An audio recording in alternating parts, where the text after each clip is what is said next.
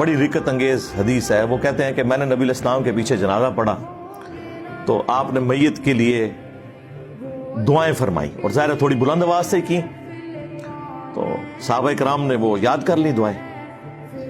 تو کمال کے الفاظ ہیں. نبی علیہ السلام نے دعا کی, اے اللہ اس پہ رحم فرما, اسے بخش دے, اس کی مہمان نوازی فرما, اے اللہ اسے اپنے گھر والوں سے بہتر گھر والے عطا فرما, اسے اس کی بیوی سے اچھی بیوی عطا فرما. بڑی رکت انگیز دعا ہے صحیح مسلم کے اندر. وہ ہم انشاءاللہ یہ ساری حدیث ڈسپلے کر دیں گے. وہ صحابی کہتے ہیں جب وہ میں نے دعائیں سنی نا تو میں نے تمنا کی کہ کاش آج اس میت کی جگہ میری میت رکھی ہوتی اور اللہ کے نبی مجھ پہ یہ دعائیں پڑھ رہے ہوتے صلی اللہ علیہ وآلہ وسلم. صلو علی محمد وآل محمد, اللہم صلی علی محمد وعلی آل محمد.